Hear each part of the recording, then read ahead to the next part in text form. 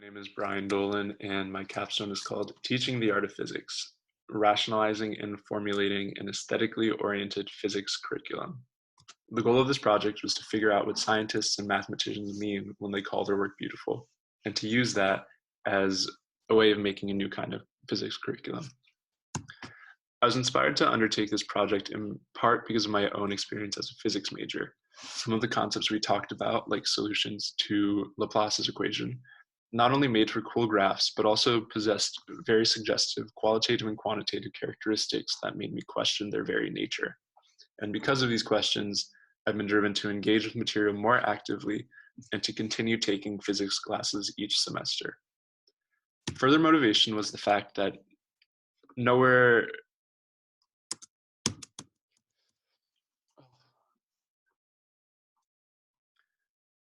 Hi, my name is Brian Dolan, and my capstone is called Teaching the Art of Physics, Rationalizing and Formulating an Aesthetically Oriented Physics Curriculum.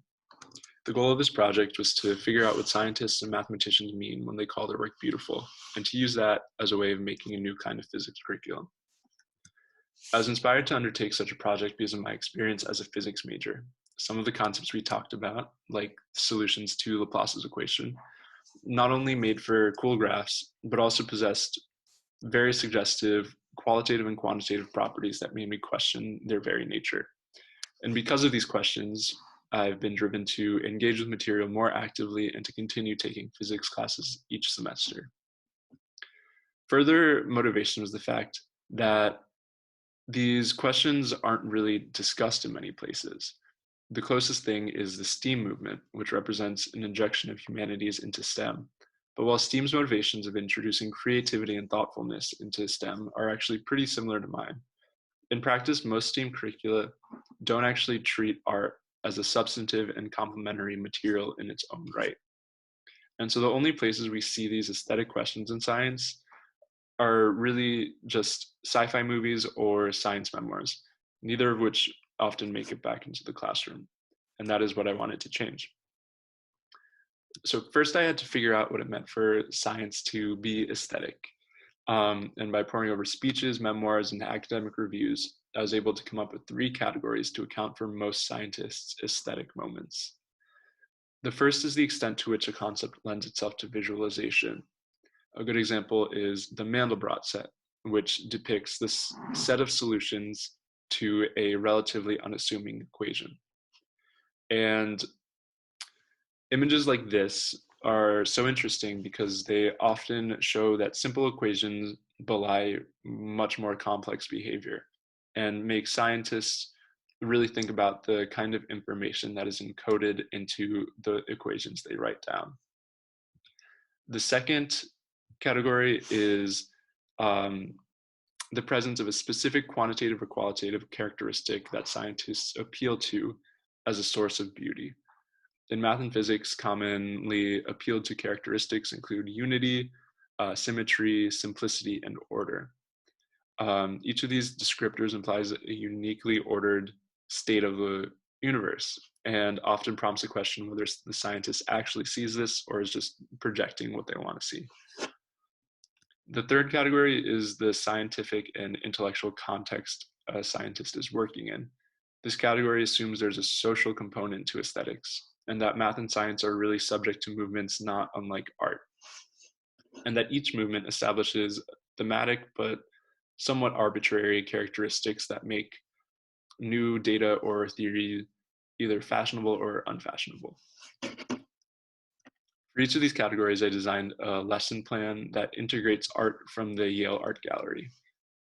The lesson for the first category, called Vectors in Space, focuses on the visual component of vectors. In it, students learn the formal mathematical definitions of vectors and dimension and try to test their knowledge by looking at paintings and use their knowledge to try to extract more meanings from paintings they would otherwise. The second lesson is called Symmetry and Emergence, and it talks about the way symmetry affects our understanding of the laws of nature. It encourages students to question whether symmetry in each painting was strictly encoded into its creation, or whether viewers simply projected onto a more chaotic foundation. The last lesson is called The Quantum Continuity and Abstraction.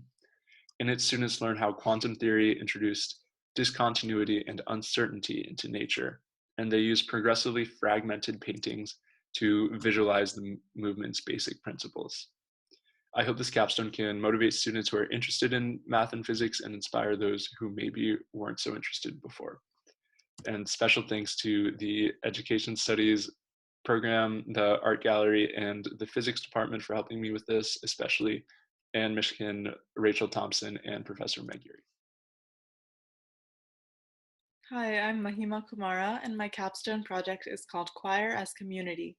In my project, I designed a new curriculum for high school choirs, and my goal was to show how choral music can be used to foster community engagement, inclusivity, and even teach anti-racist principles.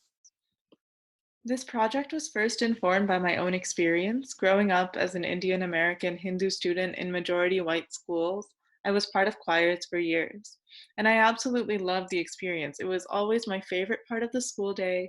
I had great teachers and mentors, and it just brings so much joy to sing in a group and continues to be my favorite thing to do. But as early as middle school, I remember feeling a dissonance within these ensembles. I felt uncomfortable with the focus on Western classical related Christian repertoire, and though, of course, many of these compositions have so much musical value and I love so much of this music, the almost exclusive focus on largely white Western derived traditions was jarring. Even more troubling were the assumptions that some teachers seemed to make, that all students would have the same familiarity and comfort with this music. Once, a teacher even encouraged us all to believe in the Christian text we were singing, assuming everyone in the room would hold those beliefs. And looking back, I find it strange as well that choral music is still taught by a teacher at the front of the room, largely dictating things, even as other disciplines have moved forward to more discussion-based pedagogies. So before I designed my curriculum, I looked to the literature and saw that what I experienced is widespread. Schools often promote ideas of a blanket multiculturalism that still upholds the centrality of a white Western norm. In music education, we see this play out often as a focus on a canon of Western classical music, with other traditions thrown in as tokens under a world music label. Scholars have responded with arguments for culturally responsive pedagogies, which affirm student identities, amplify student voices, and promote relationships with communities. Scholars have also theorized anti-racist pedagogies, which deliberately create space for conversations about structural inequalities. But most schools, especially majority white schools, have not yet incorporated these practices into music education. Choral music education, then, is not truly fulfilling its potential to create inclusive communities, benefit students, and provide a unique space for community engagement through music. So I sought to develop a new kind of high school choral music curriculum. This curriculum encourages student discussion, incorporates the diversity of repertoire, emphasizes contextualizing this repertoire socially and historically, and promotes deliberate community engagement. The curriculum has 5 units, each incorporating meaningful discussion of repertoire as well as student input. The first covers musical and theoretical fundamentals that'll be necessary throughout the year. The second teaches a framework for responsible community engagement through music, and students carry out a community engagement performance or project in their community in partnership with an organization. The third unit addresses what types of pieces are considered masterworks in a traditional canon and attempts to disrupt this norm. The fourth unit provides opportunities for students to compose music based on meaningful texts that they choose or write. And the fifth unit provides a focused look at placing repertoire within social and historical contexts. For each unit, I provide an overview and a more detailed lesson plan, and the units are meant to be short enough to be incorporated along with time spent rehearsing repertoire for performance. And I also provided modifications depending on how much time a school might have. I also provided additional resources for teachers, like lists of composers who are doing innovative work that incorporates multiple traditions into their music, or whose music has largely been forgotten due to race, gender, or other social forces. Changes at the high school curriculum level, though, are just a start.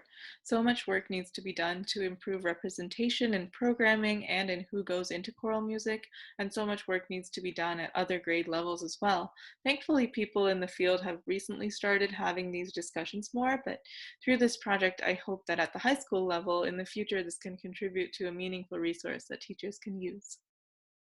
Finally, I want to thank my advisor Anne for all her help shaping this project throughout the year, my second reader Jeff, and TZB for guiding us all through the research process. Thanks, and feel free to email if you have any questions. Hi everyone, my name is Odette and my project is titled Invisible No Longer, Elevating Asian American Youth Voices in the New York City School Diversity Debate. Serving over 1.1 million students, New York City is home to the largest and most segregated school district in the country, partially due to a system of school choice and admissions criteria. As you can see in this graphic, white and Asian students are overrepresented among the city's selective schools, while Black and Latinx students are underrepresented. In recent years, the New York City Department of Education's attempts to diversify and integrate schools have been met with strong opposition from some in the Asian American community, specifically Chinese immigrants, who see these policies as divisive, unfair, and discriminatory. This case is not unique. The issues it deals with are paralleled by the affirmative action debate in higher education. With this in mind, I asked, how can progressive movements better engage Asian American youth? How can coalition building efforts be inclusive of and responsive to the unique positionality and experiences of the Asian American community? Through having conversations with stakeholders such as Integrate and reviewing literature on race theory and pedagogy, I found two key takeaways.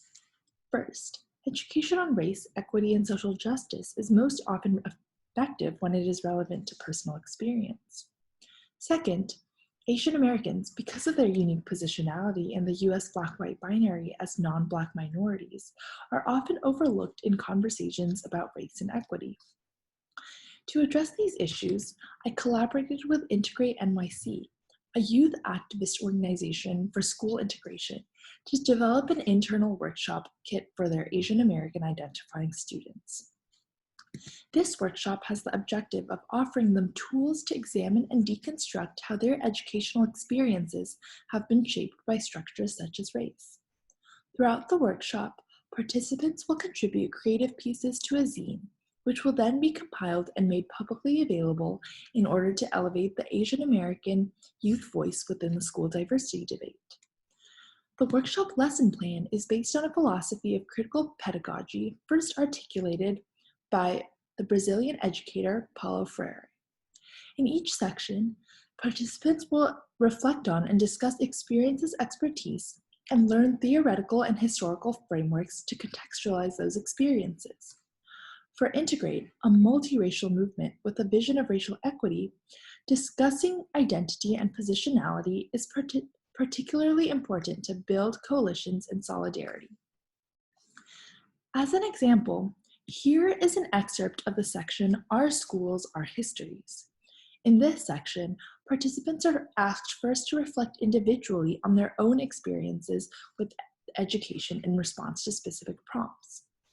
Then, they investigate segregation within their own school districts and participate in an interactive lesson on the history of school segregation to add historical context to their individual experiences. Finally, they discuss how these experiences and identities might impact their role in Integrate and have time at the end to re-reflect on what they've learned. This is the template that serves as their individual workbook for these activities, and also the collaborative zine. Ultimately, this project aspires to serve as a resource for future Asian American progressive youth activism and underscore the importance of including diverse Asian American voices in contemporary sociopolitical debates. Thank you.